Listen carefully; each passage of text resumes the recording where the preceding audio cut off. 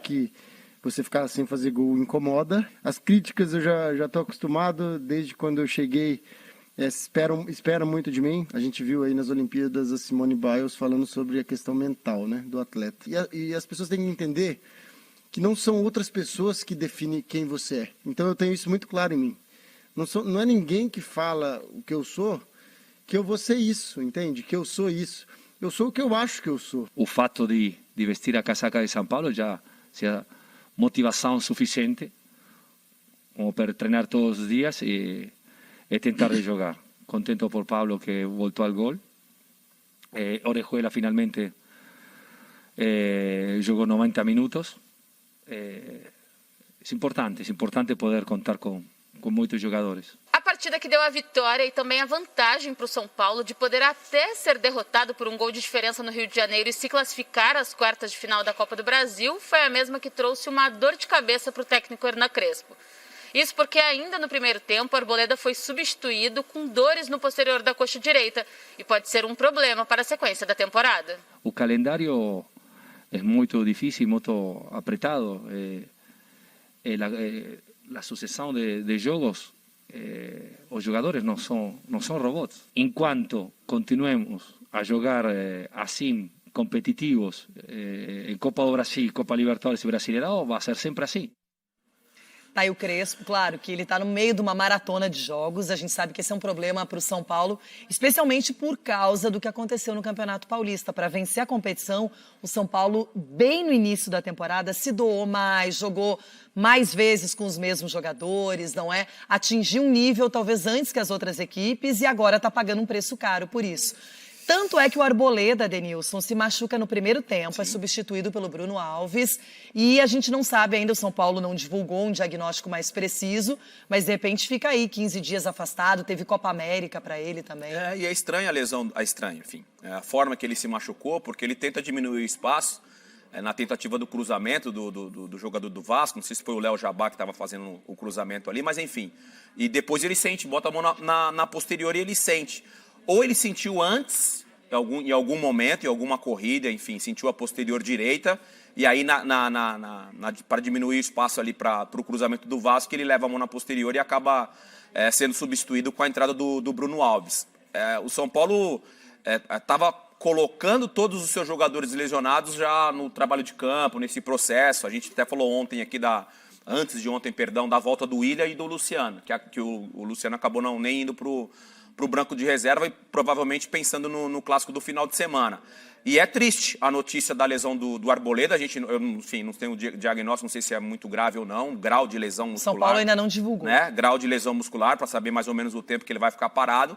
Eu falo essa questão da tristeza, porque tanto ele, Miranda e o Léo, eles vêm fazendo um campeonato interessante. Eles se adaptaram bem, os três estão tendo ali uma sintonia interessante dentro de campo, e é uma ausência que pode prejudicar, sim, o São Paulo nesse sistema defensivo. E além dele, do Arboleda, que é um zagueiro que está vivendo um bom momento, também tem o Luan, que está lesionado, que acho que é uma baixa, e o Éder, que era um cara que poderia Sim. ser mais aproveitado também pelo Crespo. Agora, quero falar do jogo, porque independentemente do Vasco estar na Série B, a gente sempre considera um confronto tradicional, um São Paulo e Vasco.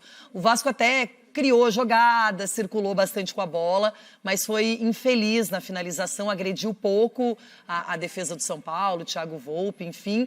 E o São Paulo não, conseguiu fazer os seus gols, um resultado que para a Copa do Brasil e mata-mata é ótimo. A gente mostrou ali a finalização do Léo Jabá, cortando para dentro e finalizando com o pé direito. Foi o único perigo que o Vasco criou no primeiro tempo, e como é importante a presença do Rigoni e a presença do Benítez. Ontem, para mim, os dois jogadores foram os destaques desse São Paulo, com essa questão do passe longo que o Benítez tem, a inteligência de movimento do Rigoni. Óbvio que teve ali algumas situações de jogo que poderia até ter sido um placar ainda melhor. O Pablo, por exemplo, teve uma oportunidade de finalizar, ele tentou um passe. A primeira chance do jogo, mal começou a partida, e o Rigoni perdeu um gol que normalmente não perderia. Isso. Também teve essa do Rigoni, depois no segundo tempo uma bola na trave. Enfim, o placar poderia ter sido maior. Não é um placar ruim, tendo em vista você jogar com um time que está fazendo um campeonato da Série B interessante, está quase entrando aí no G4, que é o grande objetivo do Vasco. E um outro destaque, Renata, que eu achei,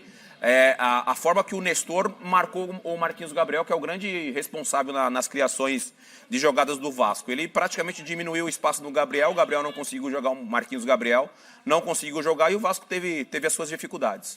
Agora, Denilson, a gente vê que você falou do Rigoni e do Benítez, o primeiro gol de São Paulo simboliza bem o quanto eles são entrosados, já jogaram juntos na Argentina e são jogadores que, para o São Paulo, quando estão em forma, 100%, eles melhoram muito a qualidade da equipe. Mas acho que quando a gente pensa em Copa do Brasil, tem que olhar também o jogo de volta, que acontece em São Januário. Para o São Paulo, um 2-0 é muito tranquilo, não tomou nenhum gol do adversário, não é para o Vasco levar para os pênaltis, vai ter que aplicar o mesmo placar, o que não é tão simples assim. O São Paulo pode esperar, pode jogar no contra-ataque, na volta. Acho que essa classificação não está garantida, mas ela ficou bem encaminhada. A gente está falando do Pablo também, tá aí ó, o gol dele. O Pablo até teve uma jogada dele antes que ele poderia ter finalizado e ele prefere o cruzamento. A gente vê que está sem confiança, muito cobrado, entrando. Só que assim, se a gente analisar números, o Pablo é um dos artilheiros da Copa do Brasil, mas eu coloco uma ressalva, porque como o São Paulo deitou e rolou para cima do 4 de julho, não é? Fazendo muitos gols numa mesma partida contra um adversário fraquíssimo, então não dá para considerar tanto isso. Mas acho que o Pablo é um jogador que tem que ser mais aproveitado, que tem que ter uma sequência, até para retomar essa confiança que ele já teve em outros momentos. A retomada da confiança é só jogando mesmo. Isso você tem razão, porque ontem, especificamente em 2 momentos, você vê a falta de confiança do jogador. O centroavante, ele pensa primeiro em fazer o gol. Se fosse eu ali na área, eu pensaria em passar. Mas o 9, o cara que faz gol, ele pensa em fazer o gol direto, não pensa em tocar a bola. No primeiro tempo, ele teve uma possibilidade de repente, bater de primeira, até dominar e fazer o gol, ele tenta um passe. No segundo tempo, num passe do Rigoni, que foi uma dos contra-ataques que o São Paulo teve, o Rigoni deixou a bola para ele justamente para ele chegar finalizando. Ele tinha 2 opções, ou ele domina e vai mais para frente em velocidade e tenta fazer o gol, ou ele bate de primeira. Ele foi tentar o domínio, a bola saiu para o lado esquerdo dele, ele perdeu o tempo, teve que girar e devolver para o Rigoni, aí o Rigoni finalizou e facilitou a defesa do Vanderlei.